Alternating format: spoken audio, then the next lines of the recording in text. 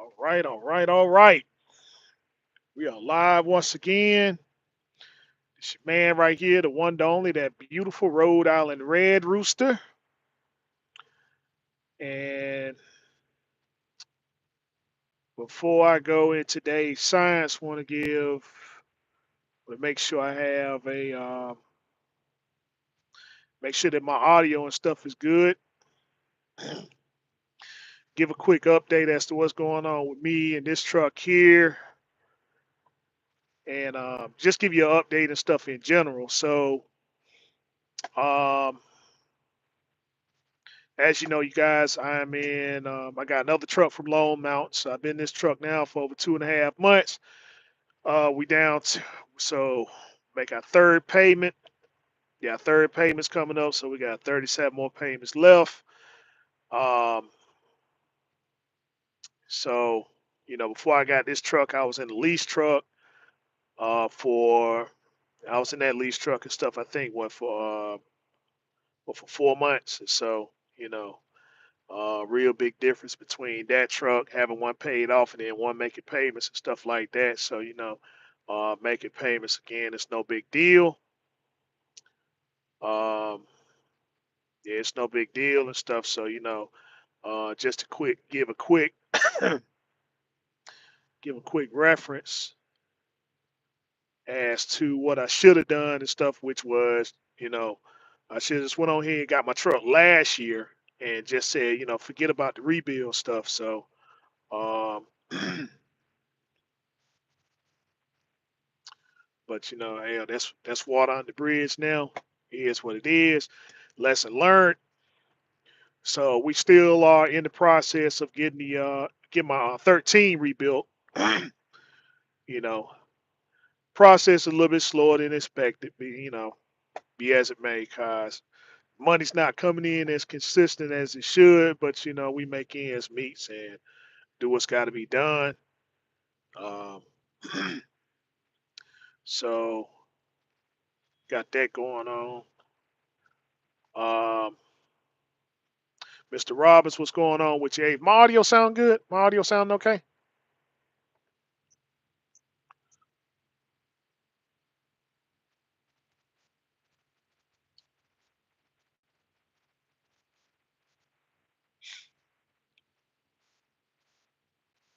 Yeah. So yeah, that's what's going on there and stuff, man. So sounds fine to you. Okay. All right. So yeah, the 13 is still, the 13 is still down, of course, and just drop. I'm just dropping money and stuff on that truck there and everything until I get everything situated. Then we're gonna get it.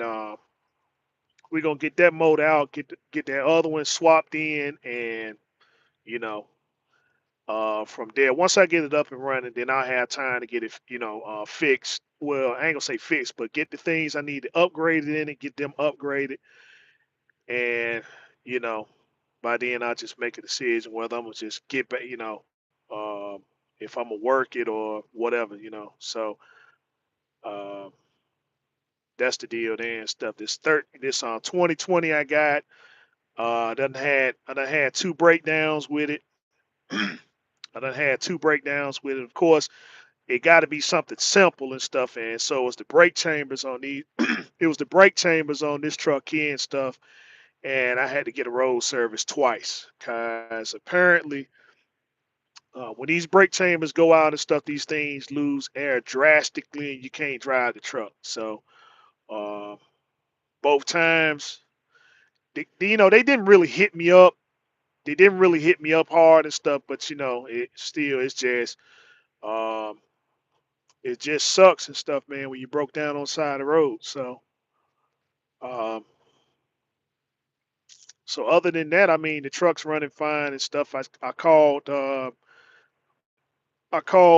Crete, 'cause this is the old Crete. This is the old Crete unit here and stuff. So wanted to see what the oil change intervals was, what kind of oil, well, what kind of oils they use, stuff like that. So I got that information, and I'll be going in for a PM probably sometime next week. So um, and then I just been doing a lot of Just been doing a lot of cleaning in this truck, guys. The guy who had this truck here and stuff, I mean, he was a smoker, and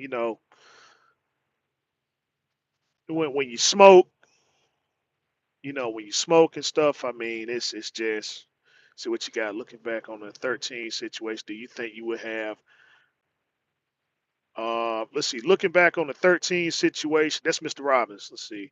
Do you think you would have had a different outcome if you had chose a different mechanic?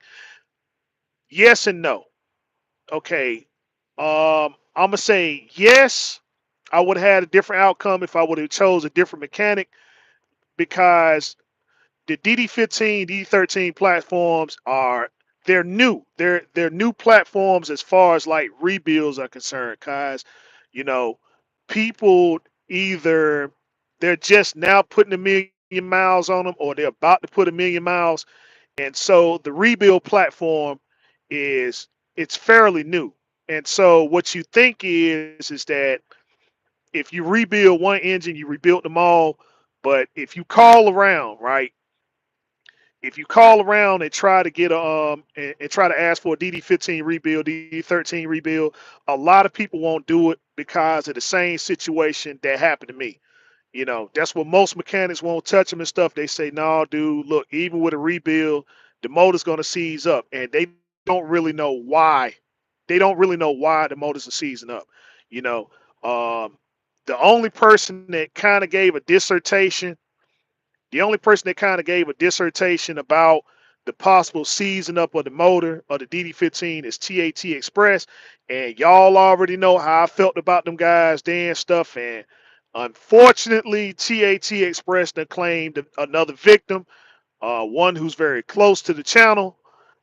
And I mean he I mean, you know, he's going in hard on them, but he's going in hard on them and stuff. And so, but unfortunately, the DD15, DD14, DD13 platforms are fairly new as far as the rebuild is. And so you're taking a chance with someone doing a rebuild on the motor and stuff. So I say if you're going to get one redone, if you're going to get one rebuilt, go to people who are going to go to people and stuff that are willing to risk it all. So like that place down there in Georgia, right? DD15 Rebuilders.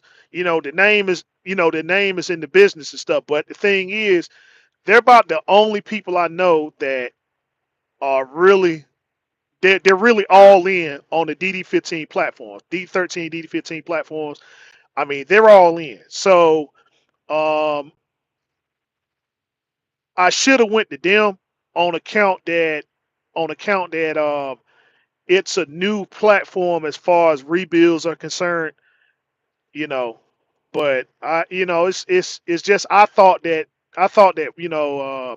a rebuild is a rebuild and stuff, and I had to learn the hard way. It's not, 12.7, 14 O's, the ISX, the ISX in it, the M14s, the cats, you know, especially the cat motors and stuff. Anybody can do a cat now, but once upon a time you had to be cat certified. Now everybody can do them.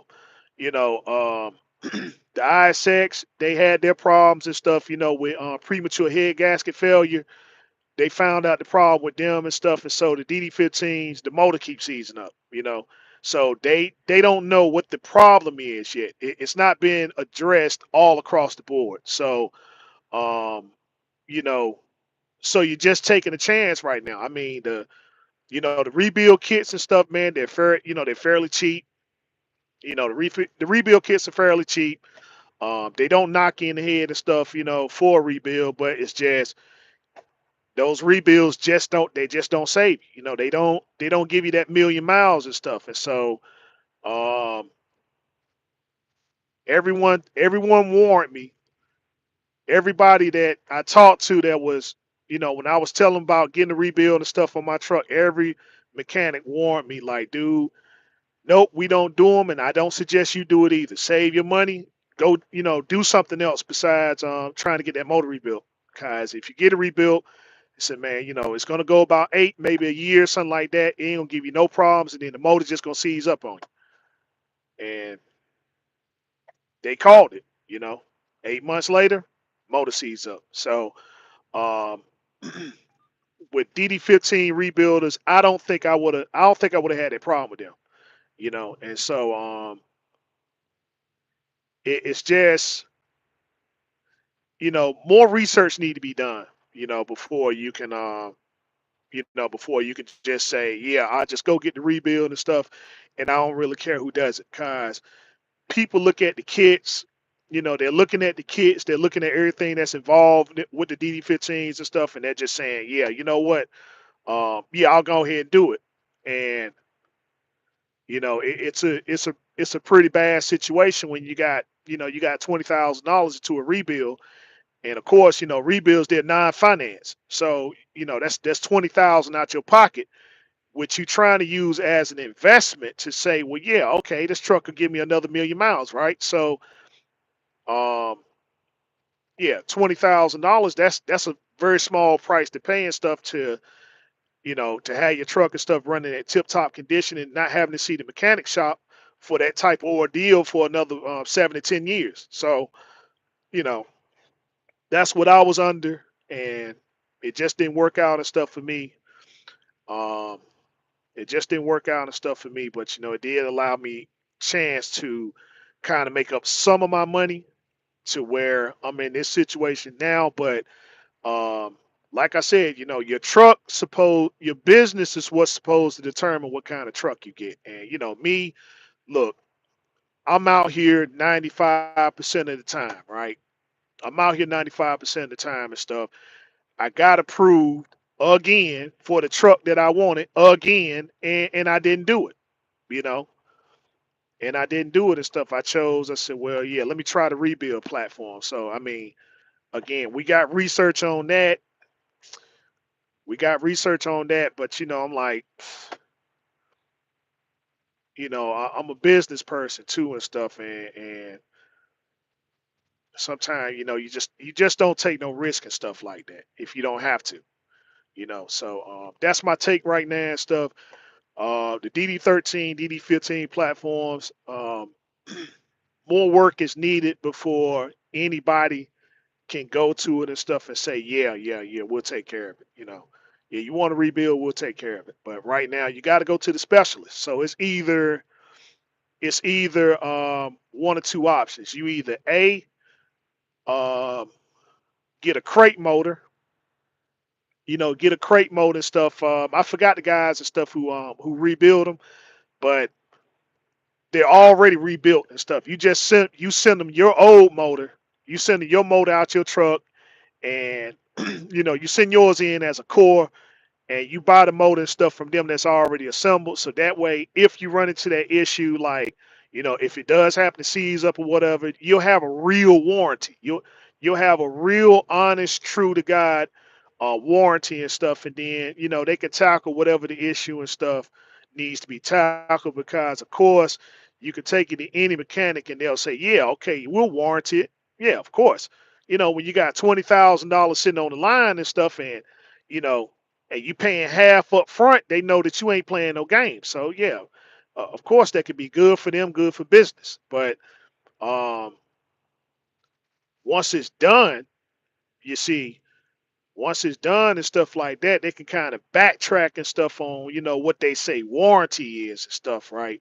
Which is another thing I had to learn the hard way. So a lot of lessons to be learned. But if you're going to rebuild a motor in the truck and you got any of the DD series, go to the specialist, pay the money. Yeah, it's expensive. Yeah, it's expensive and stuff, but the question you got to ask, how well do you love this truck? You know what I'm saying? Cause um, you're looking at I mean, to get everything done, you're looking at about 33 to 35,000, right? If you want to, if you got a DD series and stuff and you want your stuff done right, you're looking at 33 to 35,000. So the question got to be asked now is that do I just spend the whole 35,000 dollars, or is my credit good enough for me to go over here and to get the truck that I actually want? You see what I'm saying? You know, the interest and stuff on trucks and stuff, man, have never been so low, and you can get approved for any piece of equipment that you want. And truck payments and stuff, man, they aren't really knocking you in the head. So if you're I say this: if you saved up that amount of money in the business that you're doing and stuff like that, it shows that you do have consistency. Um, you are financially, you got financial discipline. So hey, what's a truck payment and stuff, man? In a business where you're consistent, it just the word truck payment bothers a lot of people and stuff because the only payment that they know is that lease payment that comes out every week. And when you sitting there, you had to pay when you sitting there paying 16 a week, and then someone tells you what's your truck payment? Oh, it's 16 a month. Real big difference. But again, payments to a lot of people in the industry, the only thing that they know is payments that come from these lease programs. So we're gonna go ahead and go into today's science and stuff about the super ego confusion. Cause man, let me tell you something. I thought super ego was cause you remember I had a few months ago I had to go to Chicago to get an understanding of the contracts that some of those contractors was in over there. And it seemed legit, but then the thing that I overlooked, which again was it was really my fault, was I said, dang, I said, why is it every time I see a super ego truck, they always got a different name. They always got a different name on the truck. Yeah, you got a super ego trailer, but every time you look at the truck, it's always a, it's always a, it's always a different name and stuff. Let's see what you got up here. See, thinking about swapping a DD15 for a 12.7. Guys say he'll do it for 7,500. Okay, yeah. Listen, okay, that's good and all and stuff, but I'm just saying before. I mean, Hey, that's a real good price. But just make sure that the guy is who he say it is. You know what I'm saying? Don't sit there and just let this guy be pulling your strings. Cause truth be told, a 12.7 swap and stuff, man. He's doing it for 75. He's doing it for 7,500. Um, Usually them swaps and stuff, man, to run you almost. They'll run you in the range of stuff about 50 to 60.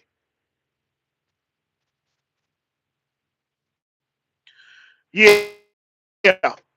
With super, yeah, but the super ego thing is just, dude. I've always noticed that, right? But I never really asked that question because I thought it was all super ego. But man, look at here.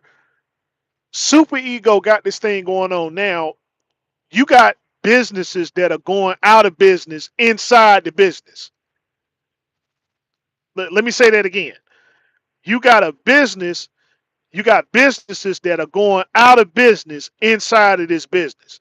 Like this one contractor calls me and this one contractor calls me and stuff, and he was talking to he was talking to his dispatch, or at least that's what I thought, cause again, um, one of the problems and stuff over there, um, one of the problems and stuff with super ego and stuff, the guys, they're very unorganized, they're very uncoordinated. I'm sorry, that's what it is. They're very unorganized, very uncoordinated and stuff, and so I want to take you for your word, but I done been around the block long enough to know the difference between what you're saying, if it's some truth to it or some falsehood. So anyway, he tells me he tells me the guy told him to take the truck to the shop and he pays for the motel, right?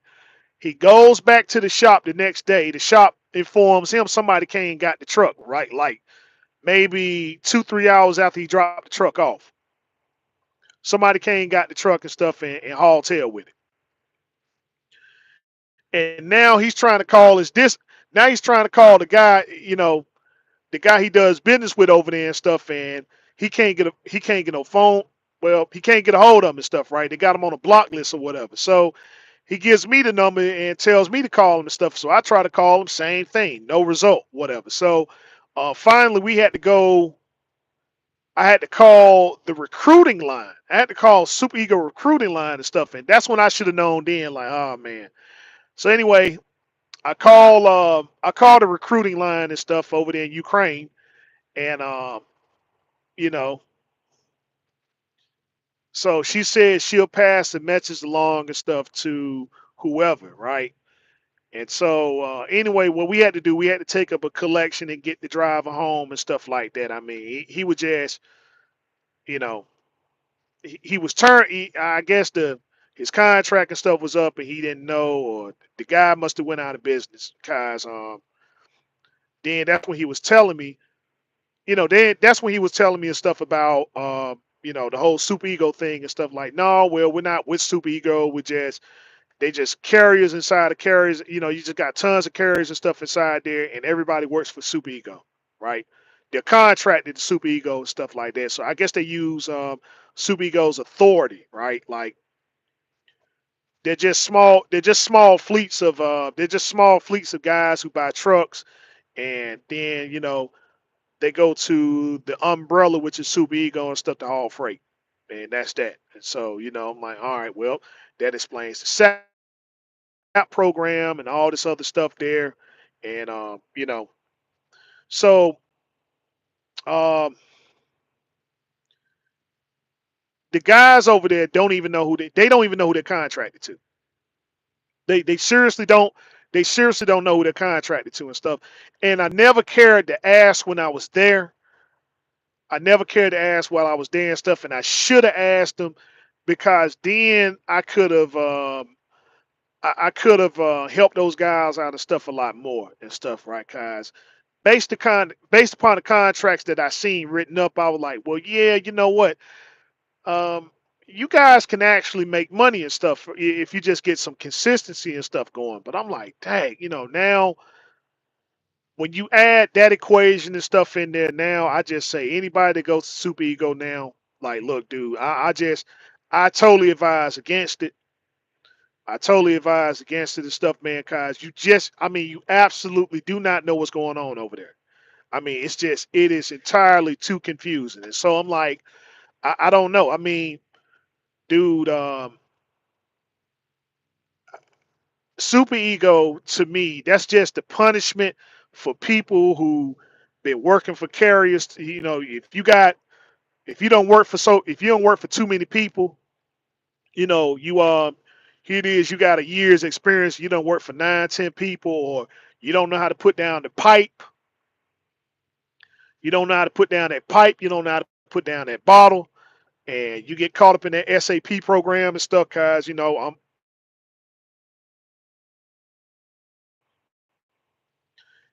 guess that's where you got to go. I guess that's where you got to go and stuff. So yeah, man, it's just in an industry where you can make six figures, in the industry where you can make six figures and stuff, I do not understand. It's just yeah, this whole Super Ego fiasco is too confusing. It's too confusing stuff. You ain't got no reason to be there. The guys and stuff that are there, I suggest you make some kind of exit plan and stuff as quickly as possible if you can. I don't know. Maybe you can work there. There's other Chicago outfits and stuff that you can try your hand at and stuff, man. But Super Ego, definitely find a way and stuff to get up out there if you can. But I guess for some people, this just their it's just their last. You're on your last leg, right? And so it's either this or you got to go work, and you got to go work somewhere else and stuff, because no one's going to hire you. You know, your driving record's messed up, or your work history is too bad and stuff, and so and that's what it is. So also looking at uh, let's see, my man Lockout, yeah, Lockout Man podcast. He he uploads some stuff, and so now they were talking about an issue and stuff, which again I don't understand it, but um, let's see. I heard a drive mention SAP program. What's SAP? Substance abuse program. That means when you go yeah, SAP. That means that when you got to go when you got to go do a random, you making up all these excuses and stuff like that. You're gonna fail the random, right? You know, you don't know how to put down the pipe. You don't know how to put down that pipe. You don't know how to put down that bottle, but you still feel like you're gonna drive a commercial motor vehicle, and that's just not it. Look, this is not a job for people. If you don't know how to put down the bottle, you don't know how to put down that pipe. This just not it for you. It doesn't matter whether you're a company driver, lease. If you get your own authority, you know, if you get your own authority, whatever stuff, it's just nothing's going to escape it. You're not going to escape.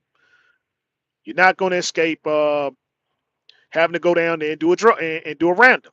You know, and so that's what it is. Then stuff. SAP. That just mean that your habit is just and it's all and don't get me wrong, it's always been like that in the industry. It's just you see when you had a problem with the bottle and the pipe, um you had to go work for you had to go work for an own operator, right?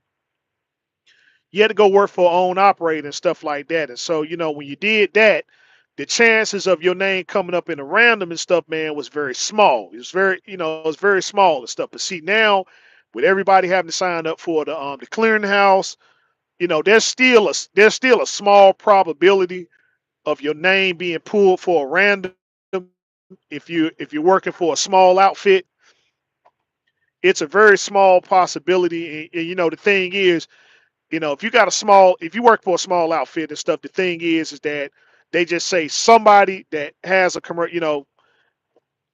someone that has a commercial motor vehicle need, you gotta submit X amount of randoms, right? So, you know, uh, when you're a small outfit, when you're a small outfit and stuff like that, the chance of you getting pulled for a random and stuff, I mean, so what? It's like, all right, well, I drive trucks.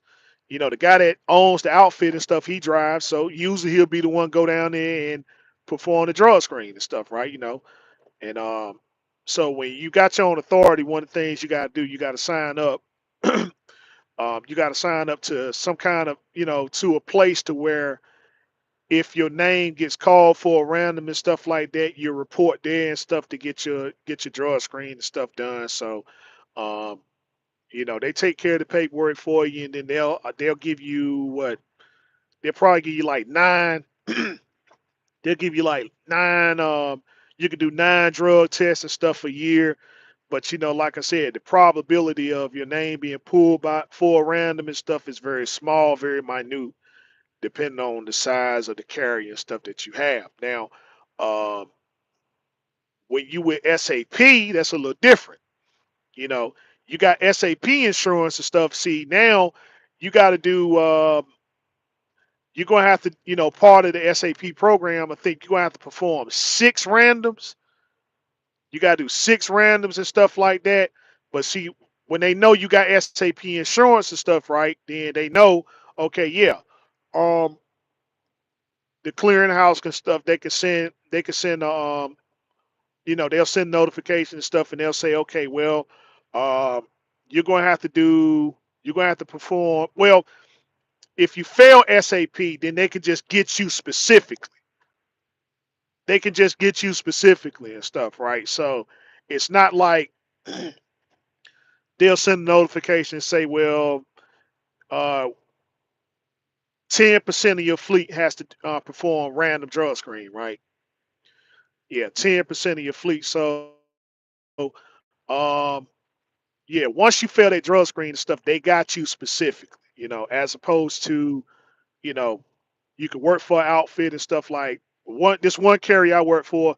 I used to have to get a drug screen every quarter. You know, it was random and stuff, but the thing was they knew they had guys that couldn't pass the drug screen. They had people that could. So, every quarter my name would get chosen, go down there, do your drug screen and stuff, and that's that. I mean, it wasn't no thing to me. It's just, hey, look, go down there, pee in a cup, that's that. Just something to do. But people just when they start making these excuses up, like, man, uh, and I done heard so many of them and stuff, man. It's just I heard so many of them, but I mean, the result is still the same and stuff. It's like, dude, you just tell the truth. You can't pass it. You can't pass it. They got you. You know. Um, Another thing is like, when you report for drug screening and stuff like that.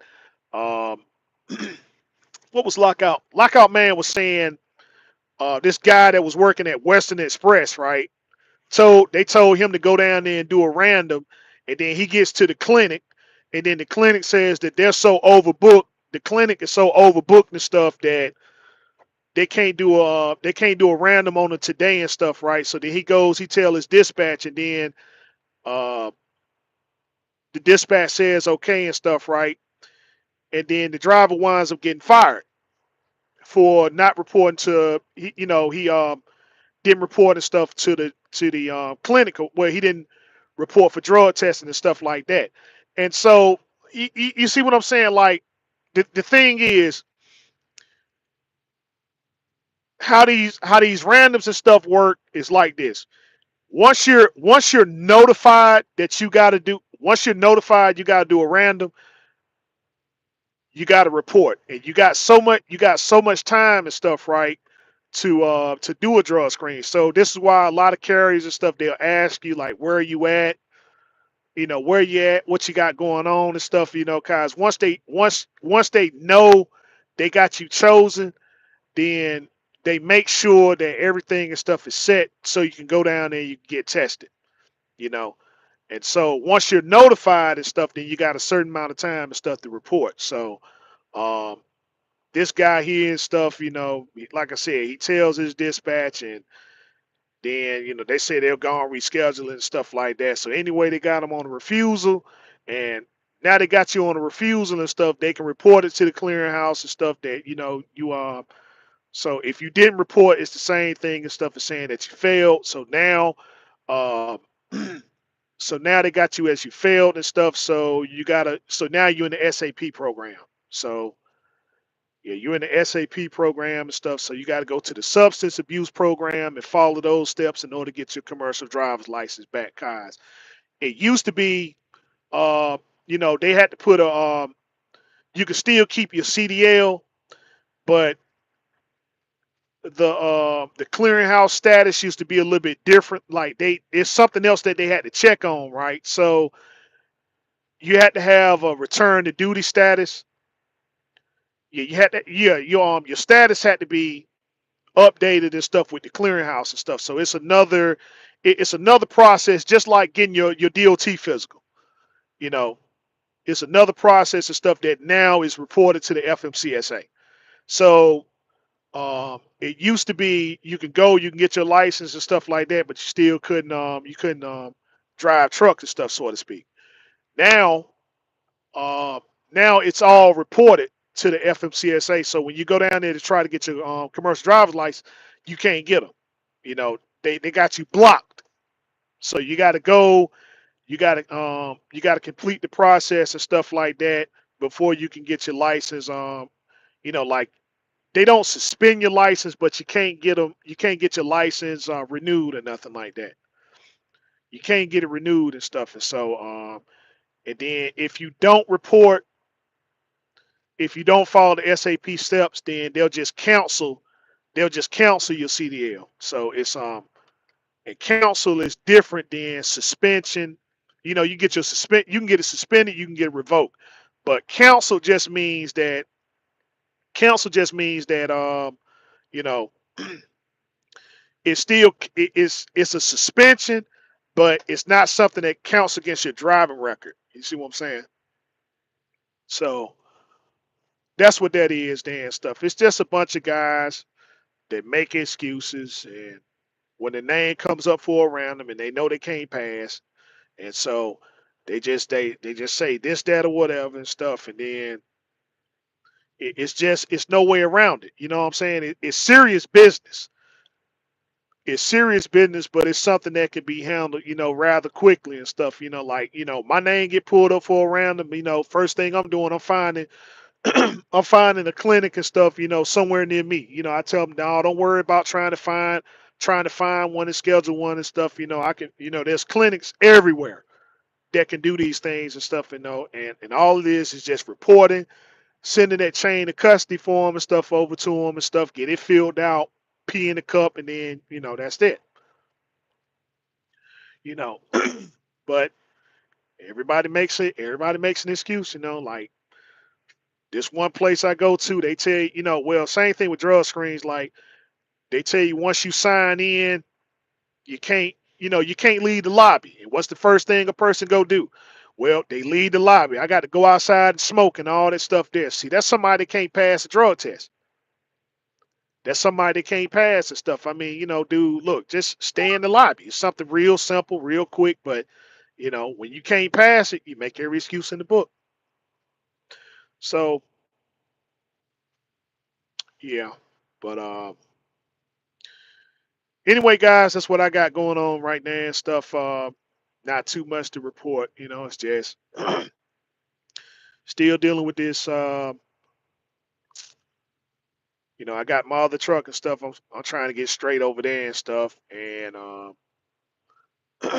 yeah, I dropped some money on that today actually. So I'm in the process of that. Let's see.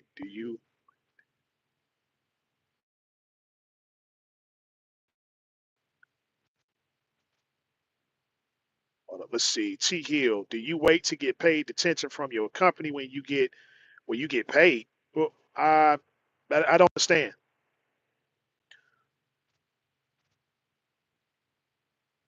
Let's see. Do you wait to get paid detention from your company when you get paid? Okay, if I'm reading this correctly, if I get held up somewhere, and they pay me detention, do I wait as far as like, is there a process? And then once the process is complete, I get it. Not on my, like, I don't get it on my set. Like right now, I'm waiting on the load. So when they cut the check from the detention later on, do I get it then, or do I get it once I get done with the load? Is that it? So cause how I do my detention, and stuff. Okay, all right, cool. All right, how I do detention is I don't request it. I don't request the detention. I just I remember the customer that I go to, and when I remember them, I just add that. I just add my I add the rate. I add it on to the rate, right? So they can do whatever. So if they got a history of holding me up, like say I went somewhere and they held me up for 12 hours. So then I'll take the 12 hours and stuff, and then the next time I have to go to this place and stuff, I'll just add it on to the rate. Let's see, if you don't mind saying who you are leased on to. Okay, I can tell you who I'm leased on with. I just can't say it on social media because of the contract that I'm under. So I don't have, like I said, if you were to contact me directly, yeah, I'll gladly tell you who I'm leased on with. I can't say the name on social media because yeah, I can't say the name on social media and stuff because that's the contract that I signed with them. But I don't have a problem telling people who I'm leased on with. I just can't do it on the social media platform. So it's not like I'm afraid. It ain't that I'm afraid to do it. It's just the contract that I have, because it can go several ways and stuff like that, and it's it's just something that they have, something I have. No, it's not super ego. I can I can definitely tell you that. I can definitely tell you it's not super ego. But yeah, if yeah, that's just my thing. And that's what we got in the contract and stuff. And um, because the other thing and stuff is that the consistency can sometimes play a role. Cause if I told you that I've been contract, if I told you that I've been with these guys for over 5 years and stuff, right? See, there's consistency right there. So people will start saying like with that, I'll be like a recruiter, so to speak. I'll be a recruiter, but I won't get any kind of recruiting perks. And so this is a business. This is a business and stuff. And so um,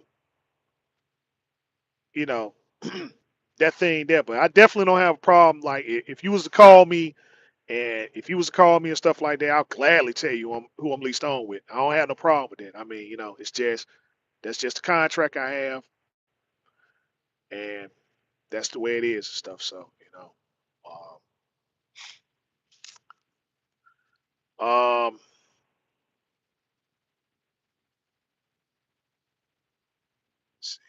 but yeah, yeah, that's how I do detention. Cause um, detention is detention and stuff, man. That's one of those. It's one of those issues where you kind of go back and forth and stuff with folk, and I'm like, yeah, I do want to get paid. They say, how do you contact me? My phone number is on my YouTube page. Yep, my phone number's on my YouTube page and stuff. Get the number up there and stuff. Text me, let me know you got it, and we can go from there. But yeah, yeah, that detention, yeah, that detention and stuff, man. It's very touchy. It's very touchy, and I say I don't want to be back and forth and stuff with people and have to wait on money. So I kind of, I kind of take the L and stuff at first, but then I get my money and stuff later on. So that's just how I do it because they want you to submit time sheets and they want you to submit time sheets and you got to check in and it's just a whole big old process and stuff like that. And so and then they tell you it ain't done correctly and now I can't pay you if they didn't pay me nonsense. So nah, it's just yeah. If I go somewhere and I know you got a history of holding me up, I just go ahead and add the rate on in there. So when you start calling me about the load, yeah. So if you call me about this load and stuff, then like yeah, okay, I'll do it. But then I'll put my 12 hours attention in. So okay, yeah, I'll do it for this amount right here. Yep, I'll do it for this amount right here and stuff. And that pretty much takes care of the detention problem and stuff. But again, it's you gotta be willing to kind of take the L and stuff on the beginning of it. But they'll send you back to the same place. You just gotta keep in mind and stuff like, yeah, hey man, these guys held me up for 12 hours and stuff. So yeah, I need to go ahead and okay, so they call you with this right here, like, yeah, I'm gonna need this time here. Well, what happened? Well, last time I went there and stuff, they held me up for 12 hours. So, yeah, they held me up for 12 hours and stuff like that. It might happen again, it might not. But in any case and stuff, the service is already paid for the yeah, you already compensated for the service that you about to or about not to render.